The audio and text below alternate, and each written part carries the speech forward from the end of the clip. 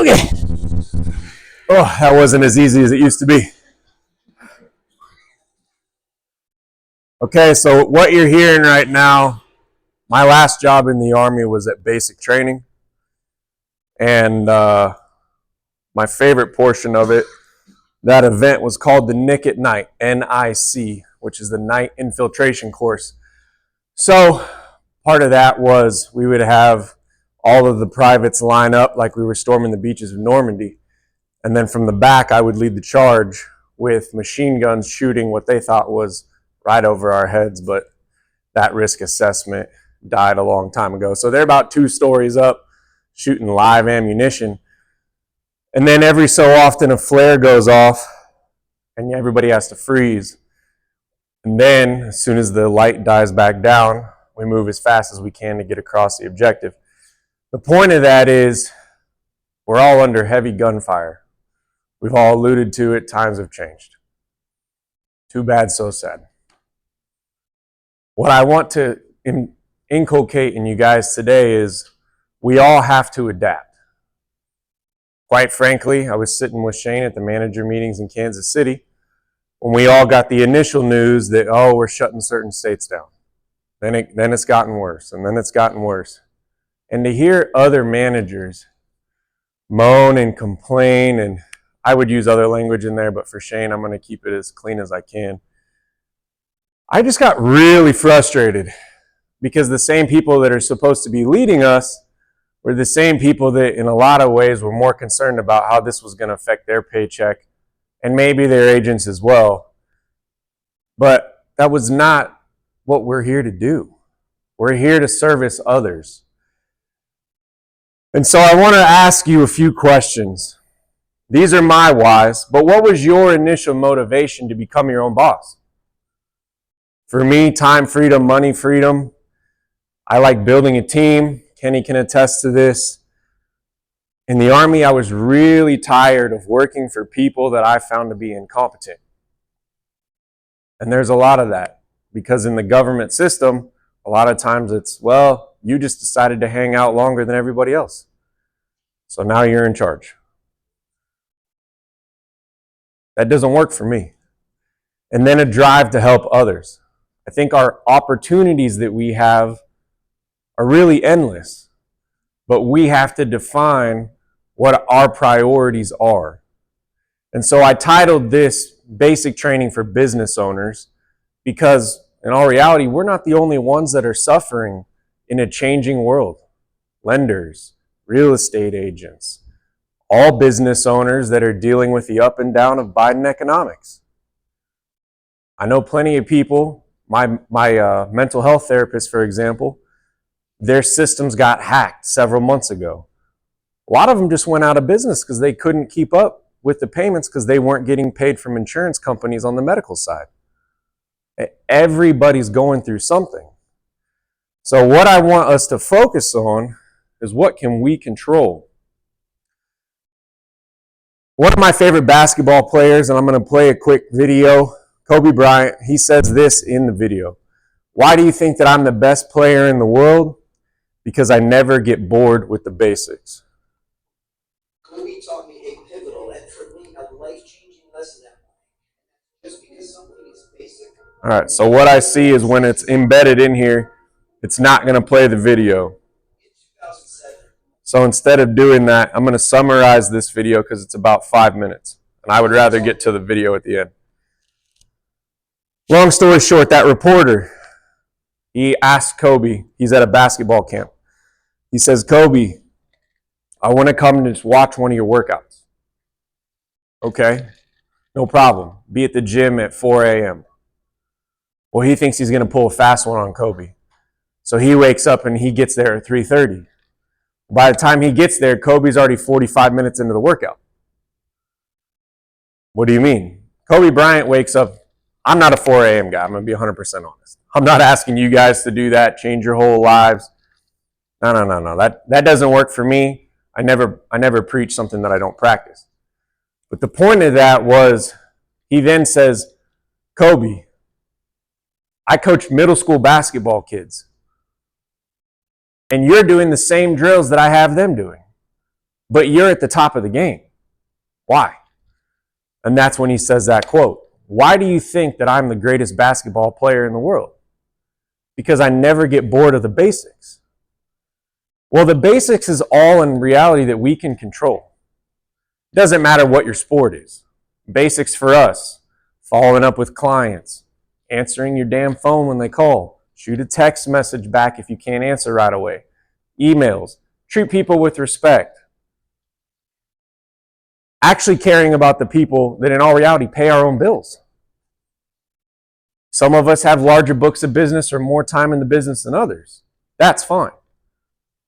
But if we always stick with the basics that always work, regardless of the situations and circumstances, and I'm not picking on Jeff Keesaw in any manner, legend in our industry, one of the greatest in our company. But when his state shut down, he was really, really good at mailers. But now we can't write California homeowners. Well, that was a big shift and pivot. And we all did a lot of kicking and screaming, but it didn't change anything. So he had to go back to the basics because he got really good at one flare move that he could do over and over and over and over. Well, what happens when that flare move goes away? Then what do? Everybody's basics are going to be different. Here's mine. So I left the Army medically, but I wanted to become an AGA before I even signed my agent contract. And if Kenny was here again, he would attest to this. I asked him before I signed the first contract, what does it take to get to the second step? He was like, well, I've heard this speech before, slow down. I said, no, you don't understand. I didn't leave the Army to lead myself. I figured that out when I was a kid. And then I got very frustrated with others throughout my Army career. They couldn't even find their way out of a wet paper bag. What do you mean?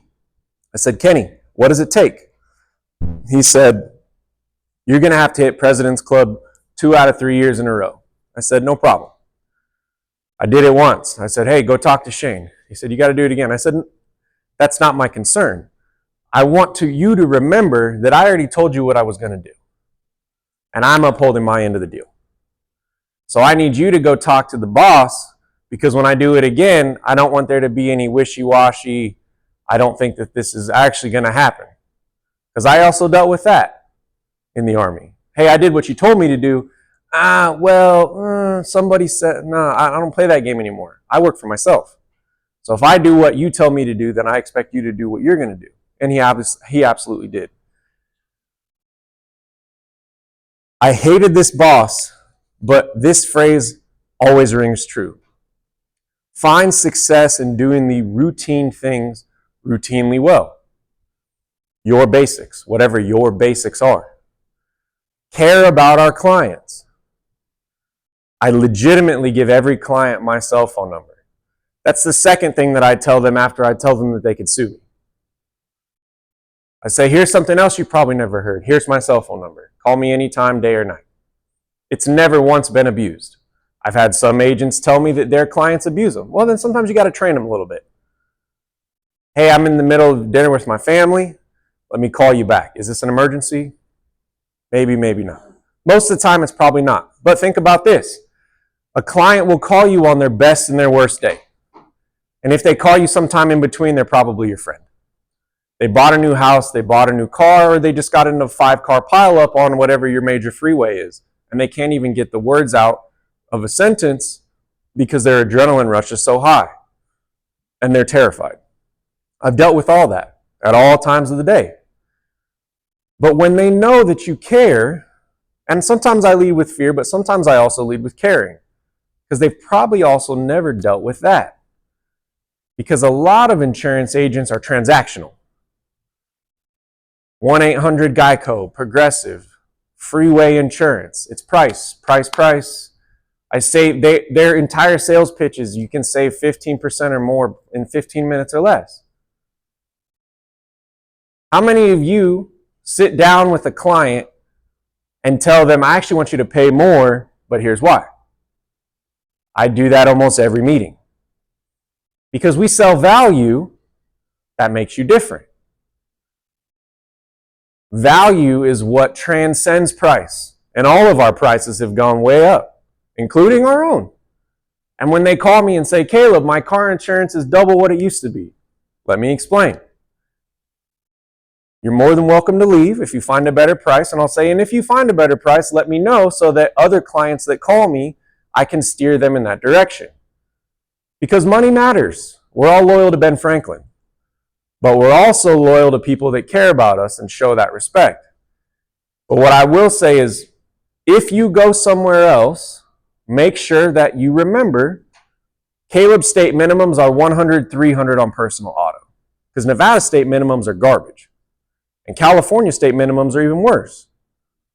I don't play that game. If you want state minimums, I usually call 1-800-GO-F yourself.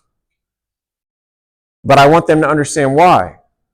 Because when you, Geico, Progressive, transactional agent, the response will be, we don't have you covered for this. We cut cost here and you don't have that. And then they'll go, oh, that's right. That's why I paid more money with Caleb in the first place. I just won't do it. I don't even have my own parents' personal insurance.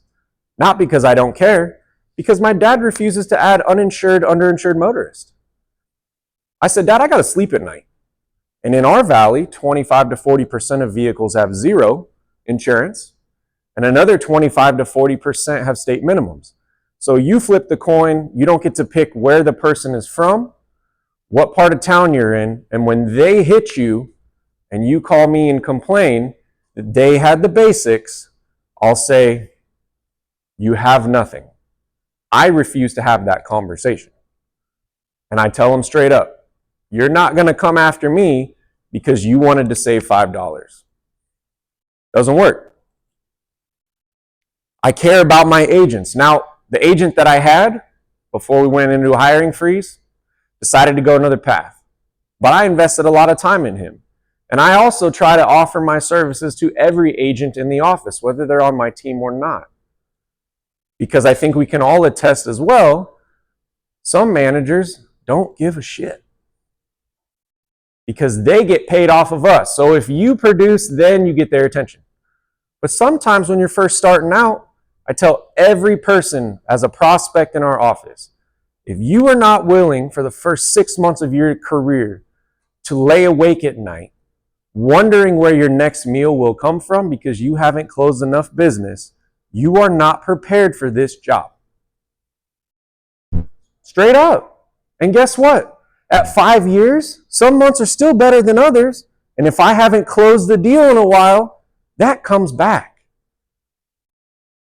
And they look at me with these saucer deer eyes. Are you serious? I'm dead serious because I did it and I supported a family by myself. And I didn't have any other option.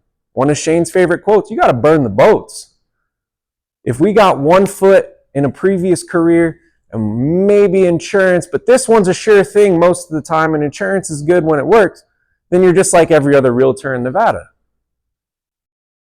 And then when they renew the licenses, well, we lost 20,000 realtors because they were closing 1 deal a year or less. Well, we have contract minimums, which I don't even believe in that. If you can't hit a minimum, well, and I told my agent, I'm not asking for an exception, bro. I'm not doing it because you need to be all in. And if it's not for you, that's fine. I respect it. But I need you to realize how serious this is because you actually take care of people where they care. Their homes, their cars, their businesses, their lives, their families. We've been at war for 20 plus years. Thank you for your service doesn't mean anything anymore. A 10% military discount, whatever. I have more job satisfaction now than I ever did in the Army because I actually get to help people. Last thing, I'm a big problem solver. I tell people I provide solutions, not problems. And I'll tell you the solutions to the problems that you didn't even know you had. I just need 5, 10, 15 minutes of your time or some basic information.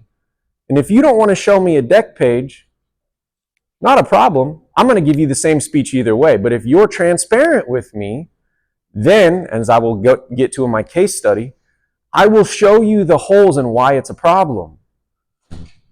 Then from that point, we can be on the same playing field.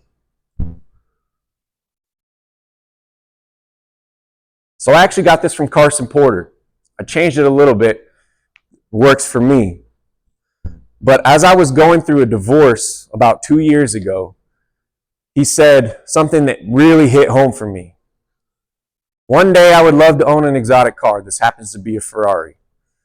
But in most wheels, there's 5 spokes. So everybody give me 5 fingers. Okay, this is all that you can control in your life. All right? And I'm dead serious about that. In those 5 fingers, I have this same conversation with my girlfriend now and my kids. And all my friends if they will listen. Because it's true. It's wisdom that's tried and true. These 5 F's is all that you can do in one day. You help your family. That's the most important piece. My family was in shambles, so I thought. Well, if you've got 5 spokes in a wheel and one spoke all of a sudden is gone or very short, how well is that wheel going to roll? It's not. If you only have 4 fingers, how well is your hand going to work? It's probably not going to work as good as it would if you had all 5. Fitness and food, faith, whatever that is for you. Finances and finding your win for the day. Now, I'm not a big Navy fan, as you can tell by my Army uniform. But Admiral Mike Mullen, who was the top of SEAL Team 6 and then did a lot of things in his military career, gave a great speech. It started with make your bed every day. It's the most important thing that you can do. And I hate making my bed. I hate it. In fact, while I was at West Point, I slept on top of a made bed. You think I'm kidding? I made my bed twice a year because we moved twice a year. And underneath my sheets, I taped my mattress so tight that my sheets never moved because when I got room inspection, I'm not making my bed. I'm not doing it. Well, if that's the only positive thing that happens in your day, when you come back home, you can at least this went right. I took 5 seconds to make my bed, and if that's the only thing that you have control of that day, because everything else goes crazy, at least you have that. And it sounds so dumb, but I've had days like that. And now my girlfriend is the one that gets on me about making sure the bed is made, because in our house, I try to always lead by example. And if I tell my kids, you can't leave until you've made your bed, you better be damn sure that I made mine. So I'm going to quickly go through these. Here's your family component. Here's your first piece. I'm not a happy wife, happy life guy. I tried it. Trust me, it didn't work for me. But if it works for you, more power to you. I think it's got to go both ways. Happy spouse, happy house. But this is probably going to take a bulk of your time, either first thing in the morning or when you get home from work. Try to give these people that are going to be there before and after your career are over the best that you can in the moment. First thing we do during the school day, I start making the lunch. The kids have already prepped their piece of it. We get out the door. The dogs get fed. I now have 3, as you can see. This little one's actually pregnant with Stryker's puppies. She should be due at the end of the month. And then you may or may not be dealing with some extended family. Whatever that may be. Mom, dads, uncles, cousins, brothers, sisters. I'm not going to play this Joe Rogan video because he's going to drop an F-bomb, and Shane told me I couldn't do that, and that's fine. But the point of the video is this. Our world has become so take a pill, here's a quick fix, don't give any effort, just find a solution. Well, how often in our business does that ever work? Nobody's ever called me with the multi-million-dollar annuity or a large commercial client because they happen to find my phone number on the internet. I'm not saying it can't happen, but I can't control that. So I'm going to put my effort into what I can control. And the point of the video is this. Everybody these days, and I wish I knew this in the Army, the military as a whole, physical fitness is not just to make you a more lethal warfighter or a healthy human being.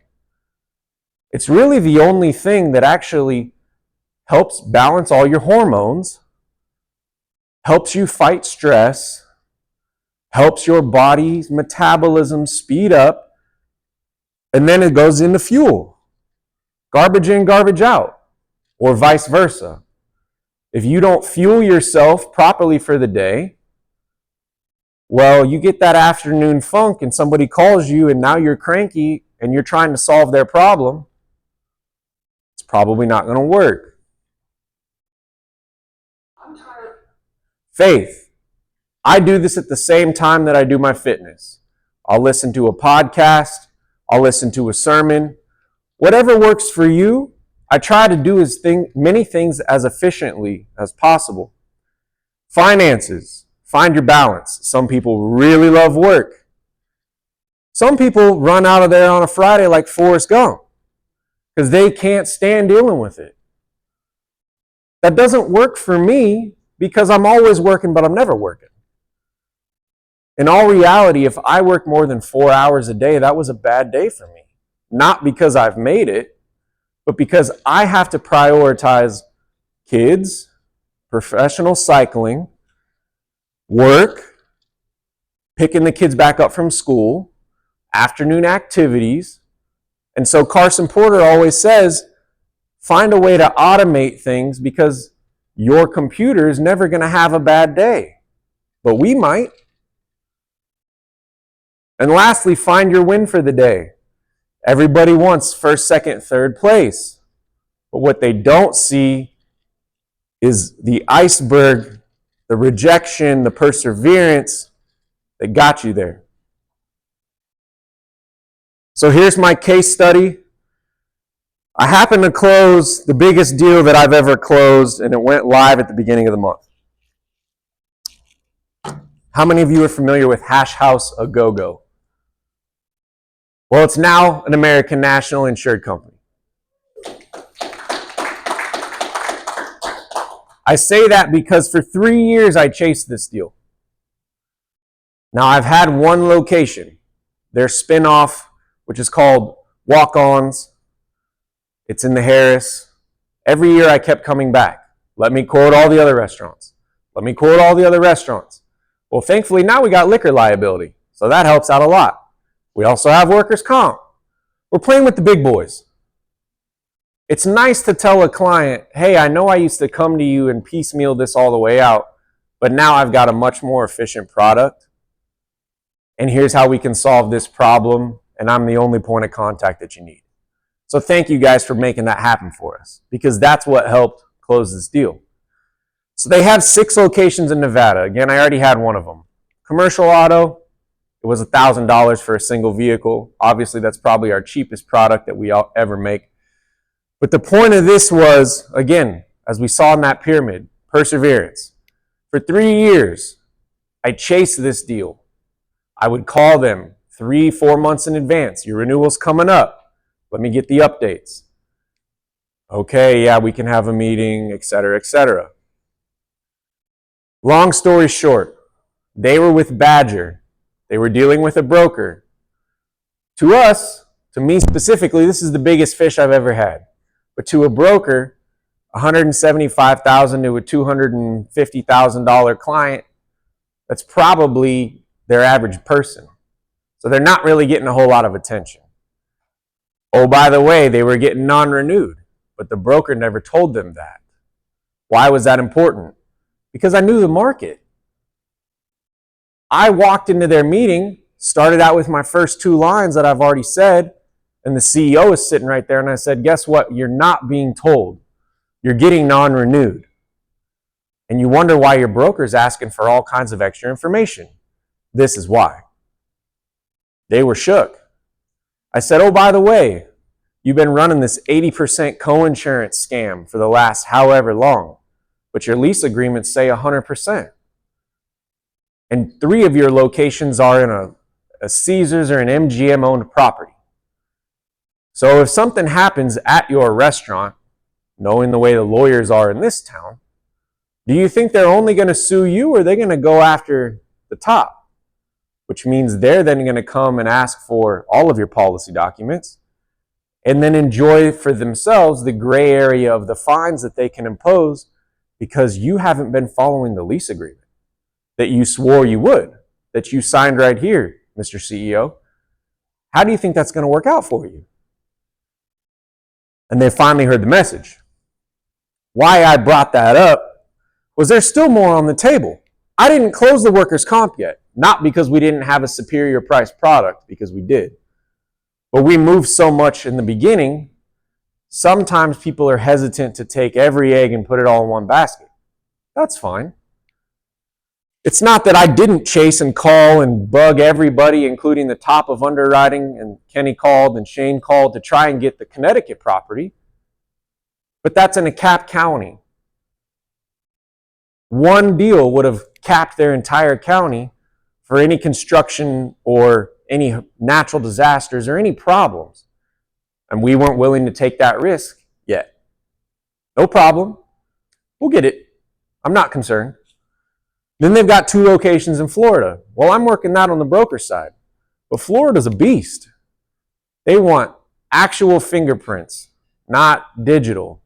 You got to submit it over. It goes back and forth. It's a 45-day wait process, blah, blah, blah. One of them's in Walt Disney World. Well, it'll come because finally we've got a foot in the door. I'm going to finish up with this. I'm going to skip through a couple slides because I got the 5-minute mark. I like to ride bikes a lot. That's myself and my best friend. We do some fun things. But here's what we're doing next summer. And I might go about 2 minutes over. I've got a 4-minute video. We are taking 8 disabled athletes. I now have a full roster. I just got off the phone with a blind man who rides a tandem bicycle. He attempted this by himself this year. He made it a little over 1,000 miles and was unable to continue. He's one of them. I'm one of them. My best friend's one of them. Hand cyclist. Another hand cyclist from Team USA who's getting ready to go to Paris. And the rest of us are veteran athletes that have gone through a myriad of things. Marines, Air Force. So I'm going to finish off with this video.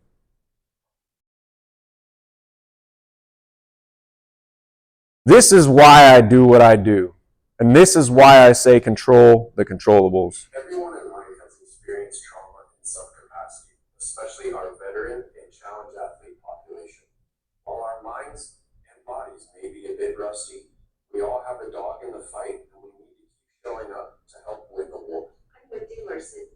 I'm the first female ultra-hand cyclist to do a non-stop 900-mile race.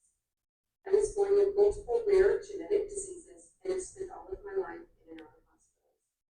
I have found my unique abilities of mental strength and grit have allowed me to persevere while battling Ehlers-Danlos syndrome, which causes severe joint instability, frequent dislocations of all joints in my body, and extreme pain.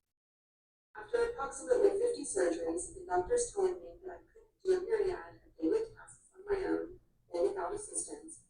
I was bound and determined to have the last laugh and show my doctors and the world what I could do. In 2021 and 2022, I set multiple marathon course records, including the Boston Marathon hand cycling record, and then decided I wanted something bigger. I completed Race Across the West in 2023. Even after the official time stopped, I never did, and reached the finish line after 930 miles of constant pedaling. I ride to show myself and the world what a life without limits really looks like, and to remind everyone to never put anyone in his limits on you. I'm retired Staff Sergeant Caleb Sprague.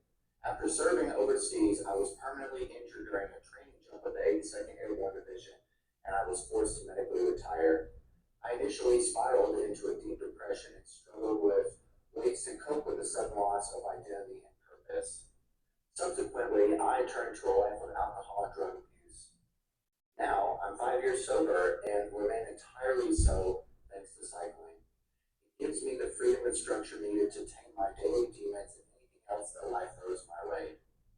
The cycling community has become my family, as lots of us struggle with different challenges on a daily basis. But we still show up, we still ride together, and we grow stronger because of it. The biggest lesson I've learned through cycling is that your mind is in control of your body. Whether you think you can or can't, you're correct, because thoughts turn into feelings, which turn into actions. So I ride to prove to myself and others what seems impossible. It doesn't have to seem that way. We're broken down into smaller parts that are possible, therefore making all things impossible possible. My name is First Sergeant Ed Abdallah, Army Airborne Ranger. I deployed to Grenada in October of 1983. I was in the Gulf War from 90 to 91, and I was in the initial invasion of Iraq in 2003. War is all hell and no real glory. War is asking you to kill a man you don't even know enough to hate. I ride my bike with my brothers and sisters who gave up their tomorrows so we as a nation could live out our todays. While I may be a young 60-year-old man, I'm choosing to fight back daily and never give up on what most say is impossible. My name is Captain Caleb Klein. I was medically discharged after a striker demolished my spine in preparations for deployment to Afghanistan, where I was taught an unforgettable lesson in the laws of motion. While I was an aspiring triathlete, the unexpected medical discharge spiraled me into a pretty deep hole mentally, and honestly, I had given up on ever riding a bike again, and even living for a short time. The biggest lesson I have learned is control the controllables. Let God be God and let Caleb be Caleb. It's not for me to judge good or bad in a situation. Just accept the things I can control, let go of the things I can't, and have the wisdom to know the difference. We are brothers in all support.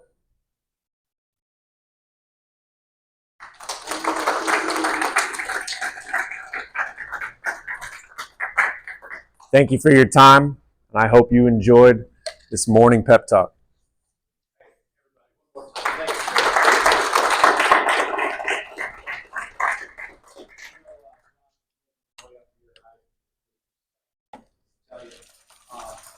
Others told you the absolute truth. What I admire with regards to his desire to be an AGA, unfortunately, the timing of that coincided pretty closely with like you talked